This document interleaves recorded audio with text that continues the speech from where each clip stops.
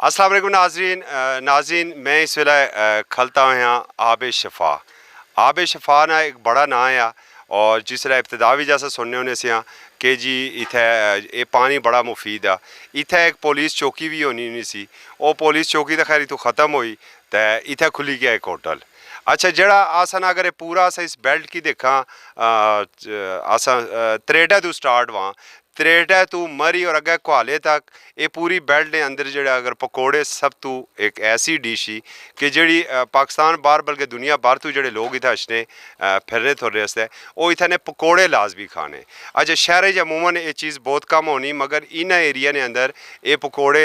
बहुत ज़्यादा खाए जुलने और ये बड़े ज़ोर हज़म भी है। मतलब इन्होंने आज़मे ना कोई प्रॉब्लम ना होना। अमूमन आने जी वो तली चीज़ ना खाओ जी बड़ा सी जिगरी मसला हो सी वो इतना कोई मसला ना होना। तो अज अस इतने आए हाँ तो अच्छा जरा अस सोगी सारा दस रहे हैं शोकेस अंदर सुई नाल पकौड़ियां ने नाल अंडे मिल सुनो। अच्छा इन्हें नाल सोगी देसी अंडे जड़े है और पकौड़ियां ने अंदर ने भी अंडे सोगी जिन्हें इन्हें को पूछने हैं कि क्या तकनीक इस्तेमाल करने और नाल समोसे भी और अगर तेल सो देखा तो गर्म तेल बिल्कुल जड़ा वो सो कि किसी टाइम भी जड़ा ताज़े पकौड़े बनाने कम अचना। अस्सलाम वालेकुम जी। क्या हाल है बाबा? ठीक है जी खैर ही ठीक ठाक। और जनाब किस तरह गुजरियां सर्दियां? बस सर्दियाँ गुजरी गई और आ गई बाहर और बाहर अच्छी रही और बाहर आ गई। अच्छा तो बाहर भी तेरू सर्दियां पकौड़े किस तरह रहे जी? थोड़े ठीक रहे, ठीक रहे थोड़े ठीक रहे लेकिन एक और बड़ी सी मुबारकबाद देने हैं कि सौ कम अज कम हिसाब शफा की आबाद करी छोड़िया इंशाल्लाह जी। ये वीराना हो गया हाँ वीराना हो गया। तो दस आने जी जरा पकौड़े किस तरह सो बनाने हैं? ये क्या चीज़ें नहीं आ गया सोने ये क्या पकोड़े है, समोसे है, अंडे देसी है, विलायती है, अच्छा मसाले वाले है, सादे अंडे है। हाँ हाँ ते आलूओं नाल सो बनाने या आलू और प्याज ने, अच्छा आलू और प्याज मिक्स, नरदाना पुदना हरी मिर्च। अच्छा क्या चीज़ क्या असली चटनी बड़ी मशहूर होनी जी जला भी चटनी अच्छे वो लोग आने यार पकौड़े कम ज्यादा चटनी ज्यादा बीज वो एक सारे वजह ये है ना कि अस पुदीने की चटनी बनाने अच्छा अस बाकी कोई चीज़ ना बने पुदीना और नरदाना ठीक है ये मतलब कुट्टी मिक्स करी हाँ ते सही करी चटनी है देसी चटनी अपने हाथ नाल बनाने दही पा के ते अच्छा हाँ दही ना इस वजह तू जड़ा इस वजह तो ये चटनी ज़्यादा मशहूर होनी। सब तो ज्यादा पसंद हाँ क्योंकि जरा कहते वो चटनी नाल पाप पकौड़े खाने वाला चटनी सही बनती होनी तो फिर आधा किलो ही खाई गए। आधा किलो पकौड़े खाई हाँ अच्छा एक चीज तो मिगी और दसा कि रोड की हालत बहुत खराब ही रोड तो अच्छा पटिया अगर कोई पटिया फिरने थुरने ऐसा इधर अच्छा है हाँ तो अगर ये रोड बनी गई है ये तो रोड सुना क्या ख्याल है कि इधर फिरने वाले लोग मरी ने बजाय इधर ज्यादा ना ऐसा यकीन करो कि ये रोड के तो सही बनी के है ना तो ये रोड बनी के तो मरी को ज़्यादा इस रोड पर रश हुआ है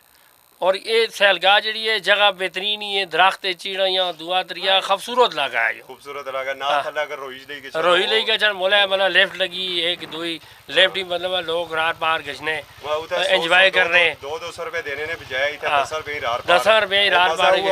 मज़ा उसको भी ज़्यादा होसी और बेहतरीन होसी और एंजॉय होसी ज़्यादा मतलब है ये जड़ा ना खूबसूरती ज़्यादा है। अच्छा हाँ क्या समझा बिल्कुल सही इसका मतलब है कि इधर रोड जड़ा ना रोड उसी से ही बनना चाहिए रोड बनी के ज्यादा फायदे थे 24 घंटे ट्रैफिक तो रहना सही जिसी ट्रैफिक आखने शहरी गड्डियां मतलब जो जाने लोग मतलब जेडे मरी गए वही तो रचन क्या समझा फिर रौनक ज्यादा हुई किसे सही कि जगह जी है खूबसूरती ना दरख्त ज्यादा है और टाके है या मतलब पहाड़ है लोग मतलब ज्यादा है तो पहाड़ ज्यादा शौक रखने ना पहाड़ बहुत गर्मी होनी मौसम इतना बेहतरीन मौसम होना ठंडा ठंडी ठंडी ठंडी बेहतरीन पक्खे शक्के नहीं ना ना ना इधर पक्खे तो लाना है कोई ना पक्खियां की बगैर चलनी है जगह स्याला सर्दी पैनी मरी ने मुकाबले यह गल नहीं पर गर्मी जो है ना मौसम बिल्कुल पता है ना लगना कि गर्मी थी या नहीं। चलो आशा को आए उस्ताद और जरा उन्होंने पूछ जनाब वो पकौड़े खाने वास्ते आई है किस मारे अस्सलाम वालेकुम जी सो पकौड़े किंदे जी भाई पकौड़े ये लगे नहीं सो पकौड़े वैसे अल्हम्दुलिल्लाह जी अच्छे बड़े अच्छे बनाने माशाल्लाह पकौड़े मतलब आसन है जड़ा पूरा 76 छरापानी हो गया त्रेट हो गया कभी बाग तो वो आपने आबे शफा पर पकौड़े अच्छी रहे अल्हम्दुलिल्लाह जी बिल्कुल अच्छी गली बस असल प्रॉब्लम जी है इतना असा की सिर्फ इस रोड नहीं है और असा जो इतने MPA साहब है नज़ीर अहमद अब्बासी साहब असानी पार्टी ने पाकिस्तान तारीख इंसाफ नाल माड़ा भी ताल्लुक ते दुए डिप्टी साहब है साबिक डिप्टी साहब बरदाज वेद बैस साहब उन्हें गुजारिश कर सके खुदा रहा तुसा इतनी बड़ी सीट है 5 साल बहने तो बाद चौथी बड़ी सीट है पूरी लेकिन साथ लोगों वास्ते असं की भी ना कीता ठीक है। जीरो बराबर काम कीता मतलब लोरे ਹੁਣ तो किसी दा कोड़ा ਮਿਹਰਬਾਨੀ गली करी दा ਤਾਂ ਕਦੇ सारियां पार्टियां इस तकरीबन तरह कीतियां। बिल्कुल ही है गली 3 लाख तो ज़्यादा आबादी ना एरिया बिल्कुल, है बिल्कुल। और इस ये गुजारिश करसा कि मेहरबानी करी तो कदम साढ़े हाल उपर रहम करा तो असा कोई थोड़ी जी सहूलत भी हुई कि इस रोड नहीं क्योंकि बहुत ज़्यादा जरा ना सिचुएशन इसकी बहुत ख़राब इस रोड नहीं और इस वास्ते जरा ना इन्हों के बस मेहरबानी है इन्होंने गुजारिश करी सकने और तो की ना करने क्योंकि असा बुनियादी जी साड़ी मेन असा की सब तो असा ने सर्कल ने अंदर सब तो बड़ा असा लोगों ने अंदर डिफेक्ट आ वो ये है कि असा इन्हें की एक लिसानी बुनियाद पर वोट देने हैं शख्सी वोट किन्ने लोग और कम्मा नहीं कोई वोट भी नहीं किन्ने और इस पूरे एरिए देखी कि ना कि जितने भी काम है बुनियादी असा उन तो महरूम है ना साढ़े कोई कॉलेज जो ऑन गच्छी डिग्री कॉलेज बनना पे अल्हम्दुलिल्लाह वो भी MPA साहब ने नवाजिश ही गुजारिश करसा उन्होंने कि उन्होंने उस फंड भी दिता उन्होंने शुक्रिया अदा करसा पूरे सर्कल नहीं तरफों और दूसरा मुर्दास साहब की गुजारिश करसा कि खुदा रा साढ़े हाल रहम करा और असा कि इस रोड जी सहूलत ये मड़ा ग्रां यूसी गुरीनी है तो खास कंदला नाल ताल्लुक अच्छा तो गुरीनी नहीं क्या सूरत हाल ही गुरीनी ना रोड अल्हम्दुलिल्लाह जी 2009 में काम रुकी गया था उसने लेकिन वो MPA साहब वो जड़ा ना दोबारा वो फंड उन्होंने को समझी कि ना कि मुर्दा उन्होंने दोबारा जिंदा करी तो असाने रोड पर काम करवाया शुक्र अल्हम्दुलिल्लाह के डनिया बुन हुआ तो अल्हम्दुलिल्लाह बहुत अच्छा जड़ा ना उस गची सकने आ तो उस रोड पर जो है ना लीरा तो सरदार वकास साहब भी अपने थ्रू भी बड़ा उन्होंने काफ़ी सारा उन्होंने दौर लाया और उस ना अल्हम्दुलिल्लाह सारा रोड ठीक हुई गया जी शुक्र आ और असा फिर एक MPA साहब ने शुक्रिया अदा करसा कि उन्होंने उस रोड पूरी तवज्जो दी तो साढ़ा इधर ना मसला हल होया बहुत बहुत शुक्रिया बहुत शुक्रिया वैसे शुक्रिया अस जरूर अदा करने हैं मगर गुजारिश है कि फंड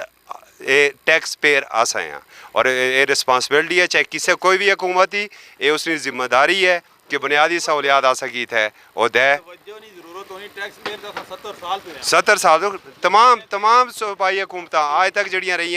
उन्होंने ये नैली सी कि वो इस रोड पर तवज्जो नहीं दे सके उन्हें हमेशा सकी जड़ा है वो पीछे रखिया बिल्कुल हुन भी ये पोजीशन ही असां कि हुन भी जड़ा ना टैक्स तो 70 साल तो देने आए हैं लेकिन तवज्जो नहीं ज़रूरत सी और MPA साहब माशाल्लाह खुसूसी तवज्जो देने जी सर को लोरे ने काफ़ी सारा जी उन्होंने बहुत शुक्रिया अदा करने मैं माड़ा ताल्लुक ही पाकिस्तान तहरीक इंसाफ नाला तो दूसरी पार्टियां भी जितनी भी अस लोगों की बुनियादी सहूलतें चाहिए पार्टी कोई भी है अप्रीशिएट करसा जी जड़ा भी काम करा नून होवे PP होवे PTI होवे अप्रीशिएट करसा उसने कमें की थैंक यू थैंक यू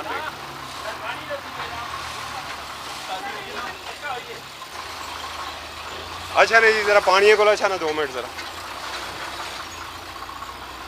ये नाल जरा पानी ने भी करी कि ना ये पानी हाँ ना जरा पानी ने 1 मिनट पाइप जरा हटाओ तो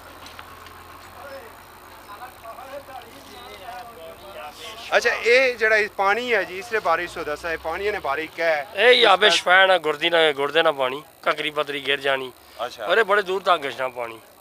इथु लोग सिंध तो स्पेशल लोग गछने सिंध कराची केड़ी लाहौर तो केड़ी जाई तो गड्डियां स्पेशल होनी पानी खड़नी ये इस भी अल्लाह पाक इतना जड़ा ना शिफा रखी क्योंकि ये बहुत दूर वचना और जड़ियाँ बूटी के अंदर वचना कोई ऐसी जड़ी बूटी इस नाल लगनी जिसमें शिफा हो जाए जबरदस्त इस मतलब अगर आसा इसी पर आसा बल्कि खुसूसी प्रोग्राम कर सा ताकि लोगों को पता लगी सके कि आप शिफा को जड़ा पानी है वो गुर्दियां ने मर्ज वास्ते कितना मुफीद बिल्कुल सही